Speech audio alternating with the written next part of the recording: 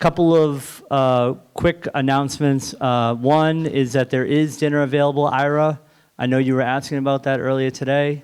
Pizza's outside. Food. That's a little joke. Thank you all for being here this evening and joining us in this final community forum for Next Stop Revere. And so it's been a little bit over a year since we started this. And I have to say that the best part of the process, from my standpoint, has been the level of engagement in the community. And I know we've heard from MAPC about how high that level of engagement has been throughout this process. And it really shows how much all of you are invested in making sure that the city of Revere is a great place. We've heard from hundreds of residents over the last year, residents from all different backgrounds, all different ages, and they all weighed in on the first comprehensive plan for our city in over 40 years. And so we get to come away with a tremendous set of ideas, a tremendous set of recommendations, and strategies that will define the city for the next 20 years. Tonight, you'll hear from our partners in this venture, which were MAPC, Metropolitan Area Planning Council, who will run through some highlights of the master plan, some key recommendations, and it will be publicly available on the city website for the next few weeks. I want to thank the MAPC staff, especially Executive Director Mark Drazen, his staff, Betsy Cowan and Ralph Wilmer, who were really a driving force in making this such a successful venture. And your partnership over the last year has been something that has been very special for the city of Revere, so thank you. I also want to thank our steering committee. If you are a steering committee member, please either raise your hand or stand up and be recognized, because you guys, let's hear it for them. The steering members have been so integral to this process and have been another driving force. And one other person I have to recognize is Tech Lang. And I don't know if Tech is in the room or not. Where is she? Oh, there she is. So I've used driving force a couple of times, but Tech has been a tornado when it comes to the master plan. And we really appreciate, I know everyone in this room appreciates the great work that Tech has done. So from my standpoint, we always ask, what's next? Right? So what do we do next? And what's next is that we're going to hear a little bit more feedback from you. We've got some great recommendations, we've got some great ideas, but we want to make sure that your voice is really heard, that we are on the mark with all of the recommendations that will be coming out, and we want to be able to take that feedback and put it into our plan. There's one theme that I found going through these recommendations, which has been really special to me, and it's been how the master plan will draw on the strength, the skills, and the perspectives of the people of our city. And I think that's so important when it comes to a master plan that has sustainability and is a plan that doesn't just get done and put on a shelf. I have a nice closet in my office that just got cleaned. Thank you, Linda. That closet has some stuff on it that just collects dust. And the idea behind this master plan is that is not another piece of material that just sits on a shelf and sits there and doesn't get implemented.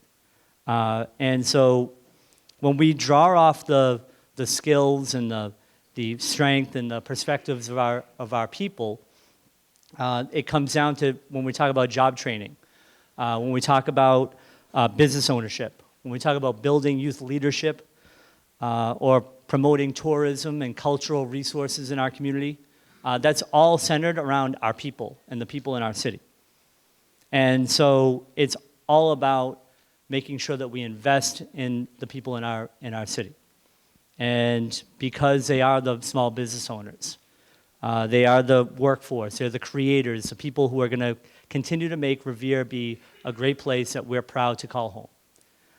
And so you'll hear more about the plan's goals tonight, and you'll hear from MAPC, and you'll have time to look at some of these recommendations online.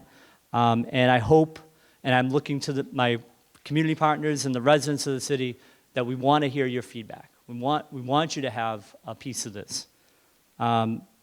With all that being said, there's one really important thing that I want to talk about and mention, and it's something that has come out of the master planning process as well, and that is the importance of the 2020 census that is coming up. I was just at a mayor's conference last week, and it struck me that we're talking about $900 billion that's available, right? 900 billion with a B. And that money depends on us having a correct count. And with everything that's going on in the country, a lot of people are nervous about a census form. We want to make sure that everyone gets counted. And so we are going to be kicking off our census complete count committee. And that'll start next week, but I'm looking to the people in this room to help us do that. You got to do two things. Number one, obviously, fill out the census. But number two, help us be a partner in getting our neighbors to be able to be counted, because it really is important. And like I said, $900 billion in a community our size, we have to fight for all that money. And historically, we've looked at the numbers, we've been undercounted. Right? So we've been underrepresented, and we haven't gotten the money that we've been owed, right? We haven't gotten our fair share. So we want to make sure that we do that. Finally, I'll say that everything that happens in the city, and I think there's a lot that's happened over the last few years, this doesn't happen overnight. It doesn't happen in a vacuum. We've continued to be bold, we've been inclusive, and we've been intentional with everything that we do.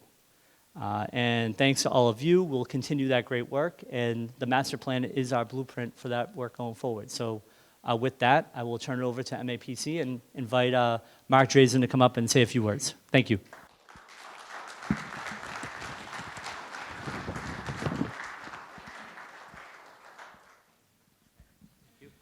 Thank you, Mayor. There was a time in my life when I would have jumped on the stage, but that was a few years ago. So, Mayor, thank you so much. I really appreciate your leadership, the leadership and participation of the steering committee, the council, all the other members of the community that were so actively engaged in this. For those of you who may not know, might be touching this process for the first time, MAPC, the Metropolitan Area Planning Council, is the regional planning agency for Greater Boston. Our job, one of our most important jobs, is to provide technical assistance and support and community organizing and engagement activities to the 101 cities and towns in our district, basically everything inside I-495.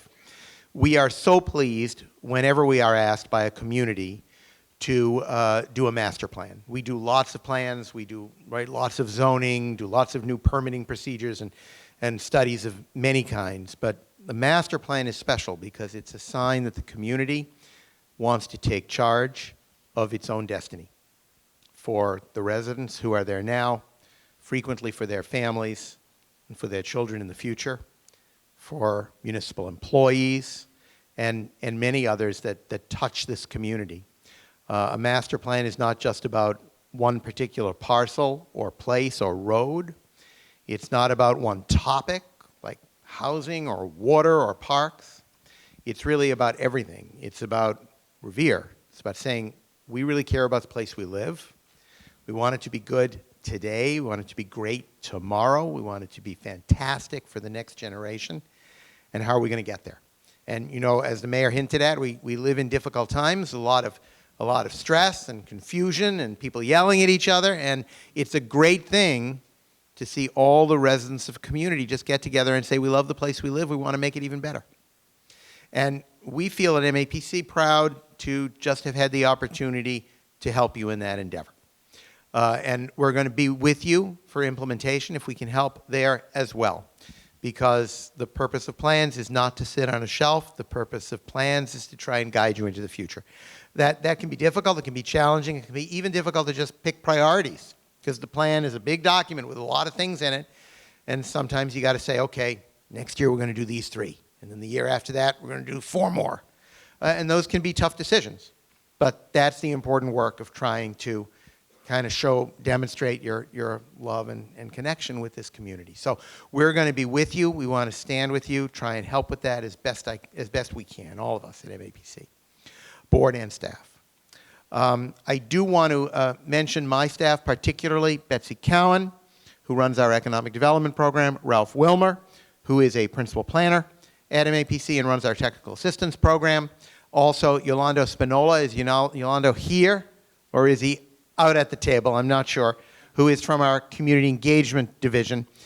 They were fabulous. We loved working with the mayor, with tech, with Bob, with all the members of the steering committee and the staff. And I think the caliber of the folks that you have working here under the mayor's leadership, of course, really speak volumes about the bright, bright future of the city of Revere.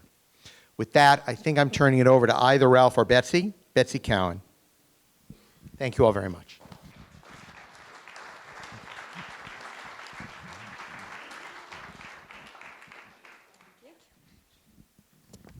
All right, good evening. So who was here a year and 2 weeks ago for the kickoff? Just raise your hands. All right.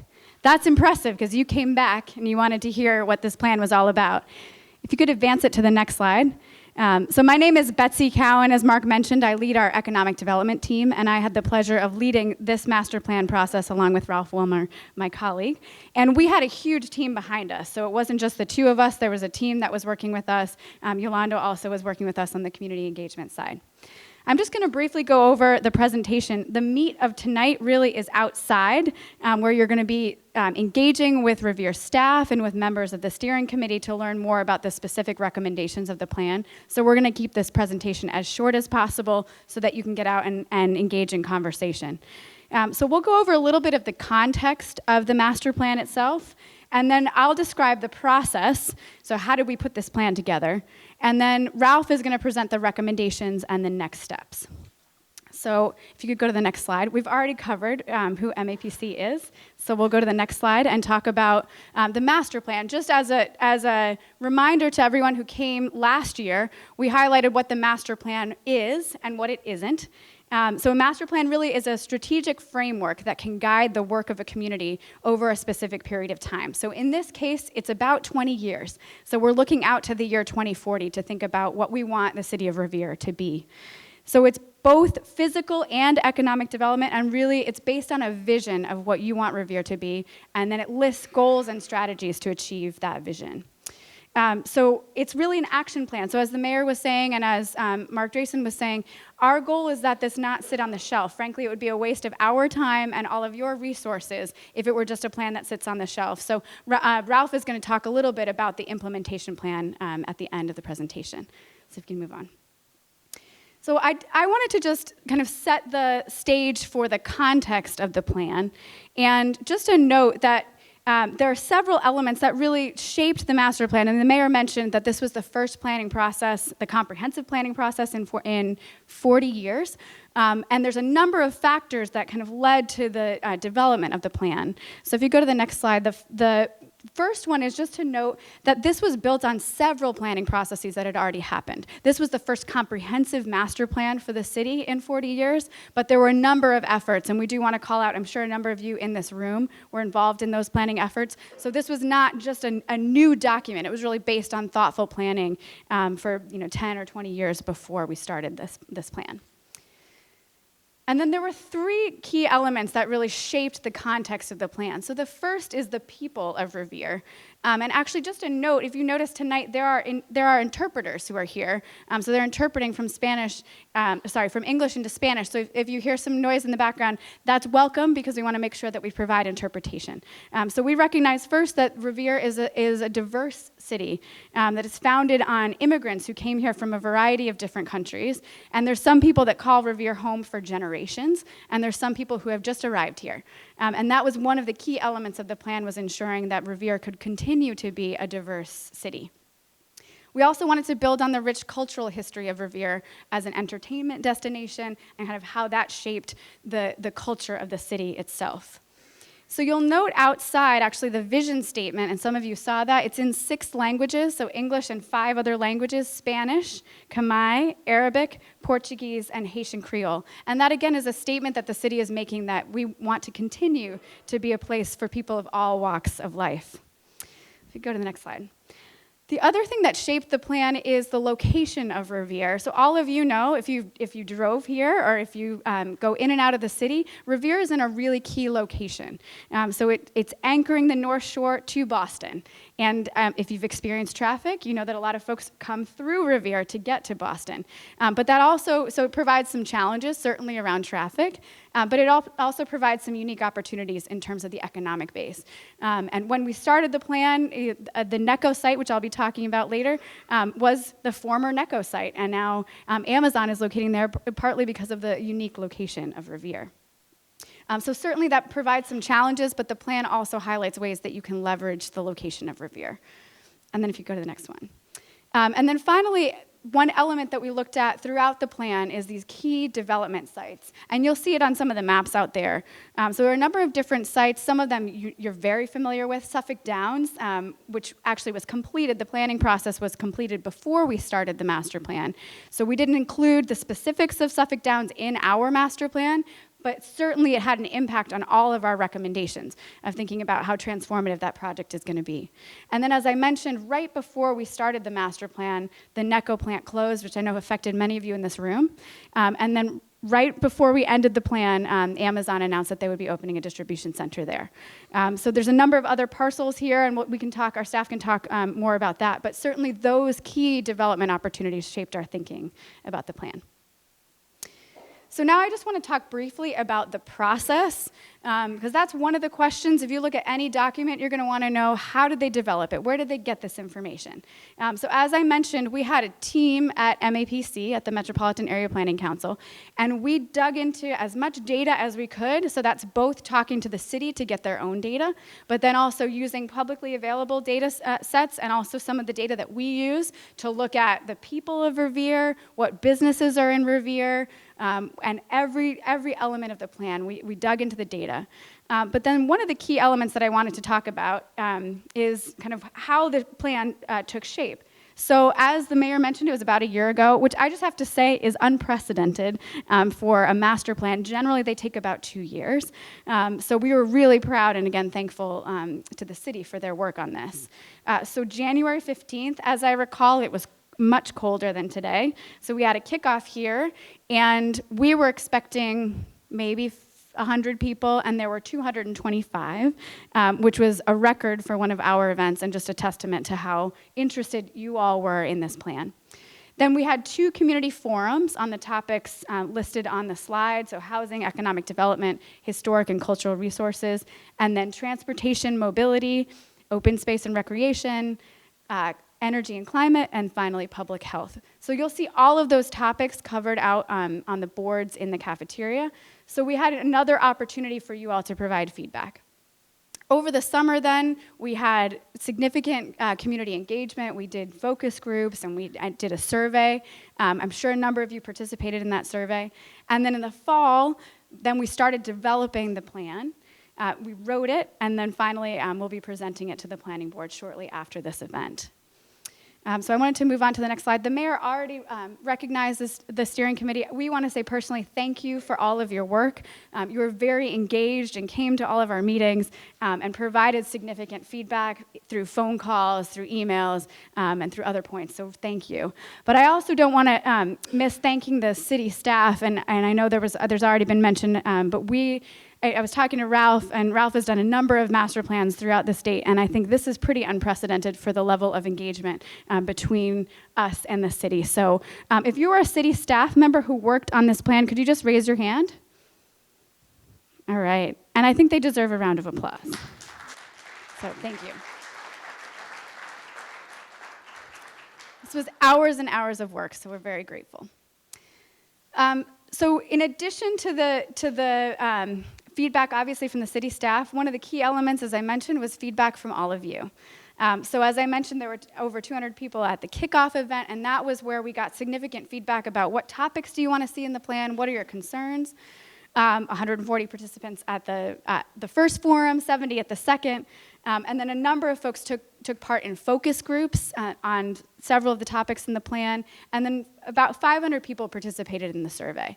And we now have a pretty robust listserv, so you'll be able to send out information to the people who were engaged. So that is also just a huge win for us to have this level of engagement, because if you look at the plan, one of the questions is, well, who informed it, and where do these priorities come from? And they come from all of you. So one of the things, speaking of priorities, that we asked was, at the kickoff, we asked, what are your priorities? So this is just a list in order of the most mentioned to the ones that were mentioned less frequently.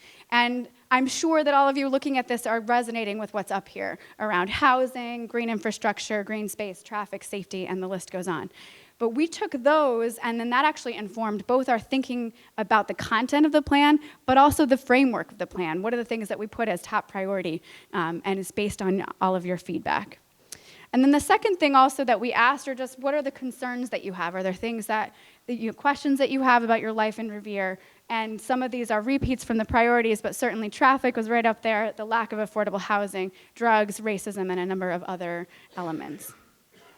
One thing that I just wanted to quickly mention, because education in schools is on here, one of the questions that we got was, well, why isn't this covering the schools? First, you have a very capable superintendent and school committee who are leading the school department, but also this is really focused on land use decisions. So how are we using the land in Revere? But all of that touches education. So we were fortunate to have both Carol Ty and also Diane Kelly on our steering committee. And then we were really thinking about, frankly, how is the new high school going to fit into all of this plan? So that comes up a number of times. And we got significant feedback also in the area of workforce development and how that relates to the school. So I did just want to make that note because that question comes up often. So I'm now going to turn it over to Ralph, and he's going to talk more specifically about the details of the plan and the recommendations.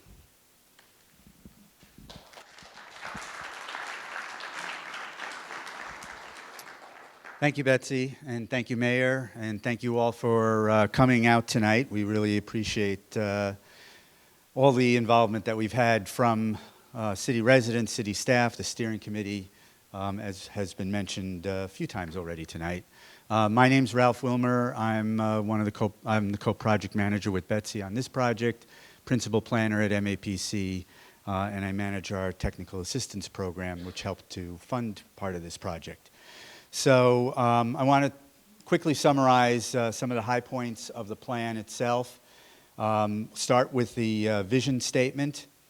And as was mentioned, there are 6 boards just outside this room that have the vision statement in its entirety, so that you can read it after we're done with the presentation. When you came in, you also probably got this handout, which has the vision statement on it as well. So as was mentioned, it's in 6 different languages. So I'm going to hit the high points here.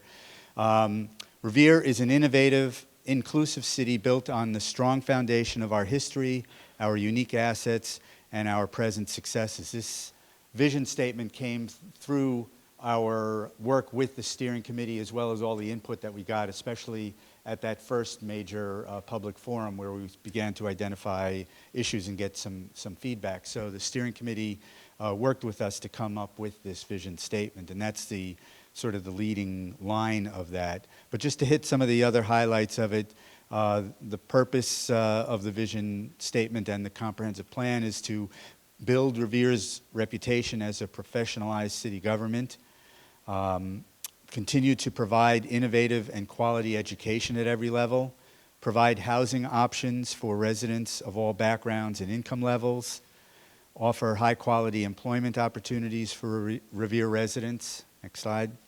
Facilitate a range of transportation options for residents, visitors, and regional commuters, promoting a healthy lifestyle for residents and visitors, promoting the resiliency of the city as it relates to climate change issues, strengthen and celebrate the diversity of the city and promote social capital, and to establish Revere as a destination throughout the region.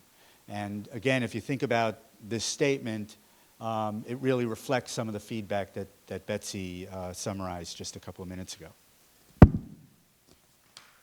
So now I'm going to just hit a couple of highlights from each of the major chapters of the plan, and you'll be able to explore those in more detail when we're done with the presentation. So starting off with historic and cultural resources, it's clear that there was a rich context of history and culture in Revere that we wanted to celebrate and build on as part of the planning process. This includes many arts and cultural events, enterprises, activities, organizations. There's a lot of activity around arts and culture and the rich history of the city throughout the activities that are promoted here. But there are also challenges, particularly relating to equitable cultural preservation and enhancement. And this chapter of the plan really focuses on strategies to strengthen preservation efforts and ensure that the enhancement of cultural resources in Revere. Housing, as was mentioned, was a very important issue. And Revere has always been considered to be a reasonably affordable place to live, especially when you compare it with a lot of other communities surrounding Revere. There's a lot of new market rate housing that's been developed, which brings a number of benefits, but it's also important to recognize the need for new deed-restricted affordable housing to ensure that housing is affordable for all residents seeking housing here in the city. So a balanced approach is proposed in the plan, and that'll be important to maintain Revere's diversity and ensure that it continues to have a stable workforce. So that connection between economic development and jobs and transportation and housing is something that we tried to weave throughout the entire plan. Which brings me to transportation. It was recognized throughout the process that an affordable, well-connected, and safe transportation network is critical. It's critical for people getting around within the city, commuters from Revere going to their workplaces, and for people who live outside Revere who are coming to Revere to work. So all of that was addressed in the plan.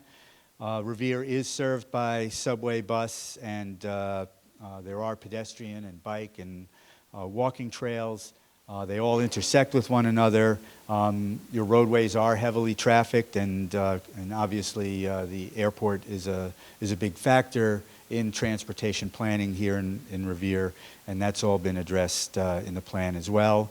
And because of all of these things coming together, the city is grappling with significant issues relating to traffic and particularly enhancing pedestrian and bicycle safety. This is something that we heard a lot throughout the planning process. So the plan tries to identify some creative local and regional solutions. It's important to think of transportation in particular as something that needs to be addressed on a regional basis. In terms of economic development, Betsy touched on this in terms of some of the development opportunity sites that were recognized during the planning process. And it's important to note that Revere does leverage its key connection and key location in the region and tries to build on that and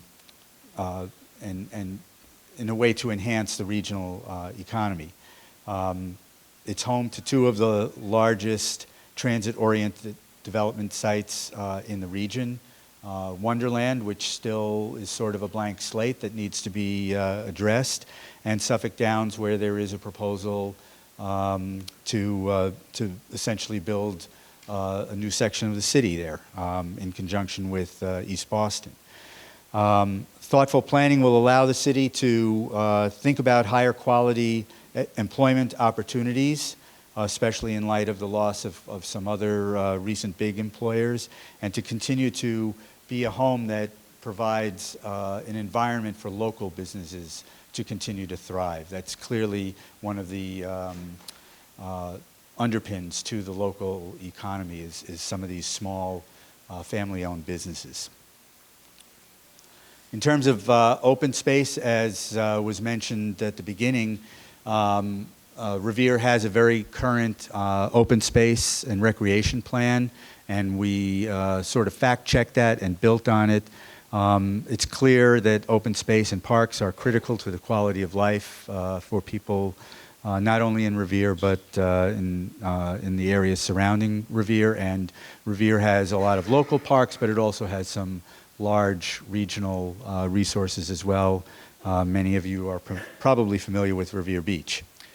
So we wanted to make sure that the plan provides opportunities for all age groups and all abilities when we talk about open space and recreational opportunities in the city.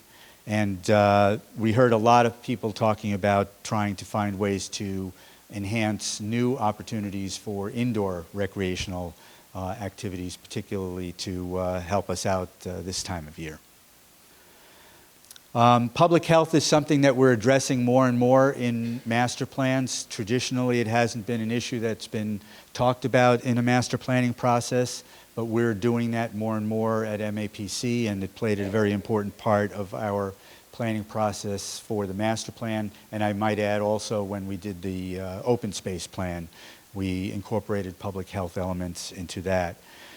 So population health is shaped by exposures to healthy and unhealthy environments, and the plan tries to provide that framework and try to make those connections and help people to understand how community conditions can affect the overall health of Revere residents.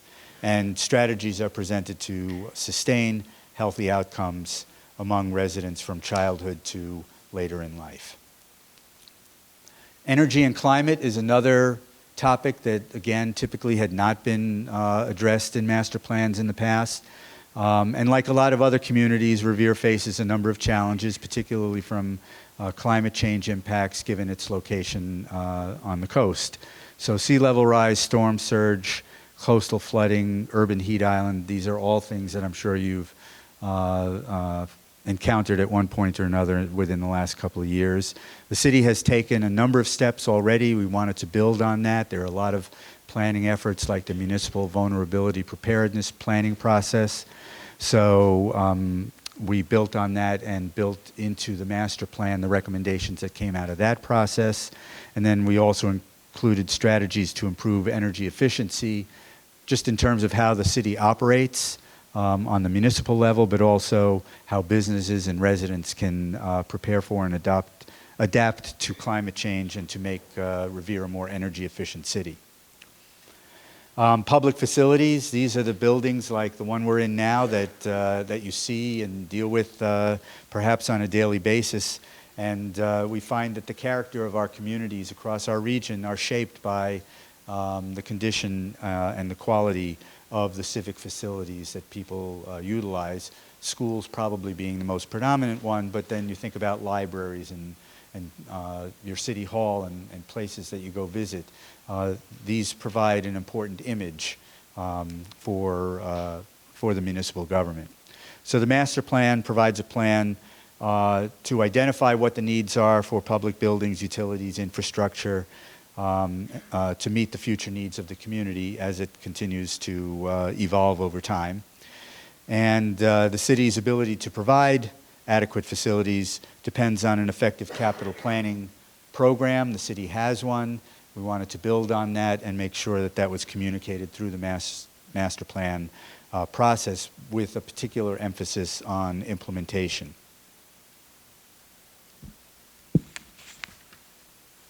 So what's next? In terms of the process, we've completed the draft of the plan. It's been posted on the city's website. Just go to revere.org/nextstoprevere. The website's on the slide. I think it's also included on this handout. And the plan will be available for your review, and there's ways on that website for you to provide any comments. We're encouraging people to submit any comments that they have through the website by February 14th, so that's another 3 weeks. And then the final step in this process is to bring this plan to the planning board for adoption. That's sort of the formal end of the process, and we'll probably be doing that sometime next month as well. And then finally, implementation, where the rubber hits the road. The plan includes a very robust implementation program. So we've taken all of the recommendations. We've identified which entities, whether it's a city department or a board or committee, would be in charge of implementing that recommendation. We identify what the time frame is for trying to make those recommendations happen. And we also try to identify funding sources where, some of the recommendations don't require any funding. Some may require a fair amount of funding. So if there are grant sources available, we try to identify those. So the city is planning to create, like it did, an advisory committee or steering committee for this part of the process. There will be a master plan implementation committee that'll sort of have oversight to make sure that the plan keeps on track and that implementation is moving forward. So with that, we'll conclude today's presentation. We encourage you to stay engaged, visit the website, share your thoughts. In terms of the rest of this evening here at the school, you're welcome to visit a full description or the complete vision statement on the boards just outside of this room. And as was mentioned, it's available in 6 languages. So feel free to read whichever one works best for you. And then in the cafeteria, we have a whole series of boards that go into more detail about each of the chapters, the information presented in the chapters, and the recommendations in the chapter. There will be city staff or steering committee members at each of those boards and tables so that you can engage them, ask questions, provide any comments, and have a discussion about these issues. And Betsy, Tech, and I will be floating around the room as well to hear any thoughts that you may have, and we appreciate your participation. And I will turn it over to Tech. Hi everyone, I'm Tech. I was introduced earlier as a tornado. I just wanted to ask if the steering committee members and staff, if I can ask everyone to remain seated for the most part, the steering committee members and staff who will be by the boards, if you could just give them a couple of minutes to rise and get to their stations, that would be lovely. Just so that they can get settled before everyone else joins the boards. And that's it. Thank you very much.